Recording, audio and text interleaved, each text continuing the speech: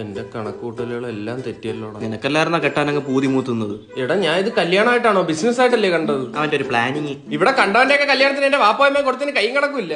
ഞാനൊരു 10 lakhs എങ്കിലും പിരിയുമെന്ന് വിചാരിച്ചു. എന്നിട്ട് പിഴിഞ്ഞല്ലോ എല്ലാവരും. ആ തൊട്ടിമുക്കിലെ തൊട്ടിച്ചാടി മൂത്താപ്പാട മോളുടെ കല്യാണത്തിന് ഞങ്ങൾ 25,000 രൂപ കവറിലിട്ട് തൊലിച്ചത്. എന്നിട്ട് അങ്ങേരെ എത്ര വന്നു? അപ്പൊ അതേ കവർ 251 രൂപ ഒരു കിണ്ടർജോയുടെ കളിപ്പാട്ടവും. ഓ അറുത്തായിക്ക് മസാല അയച്ചു കളഞ്ഞല്ലോടാ. പന്തൽ ജബ്ബാർ കാശിന് കൊലക്കുറ്റം ചെയ്തല്ലേ? മിക്കാറും ഒരു കൊല നടക്കും.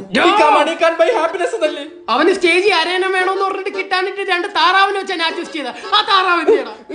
എന്റെ കല്യാണത്തിന് അത്ര സംഭാവന കിട്ടിയില്ല. അംബാനിയുടെ കല്യാണത്തിന് എത്ര രൂപ പിരിഞ്ഞത്? എന്റെ കണക്കൂട്ടലൊന്ന് പിഴച്ച്. എടാ പിഴച്ചോനെ ആന മുക്കുന്നുണ്ട് ആട് മുക്കരുത്. അതെന്നെ കാട്ടം കിട്ടും കവറിൽ. അതുകൊണ്ട് നാളെ എന്റെ കാട്ടം കിട്ടണം. കാശ് അത് തന്നെ. അത് ഇവിടെ എന്താ പറയാം.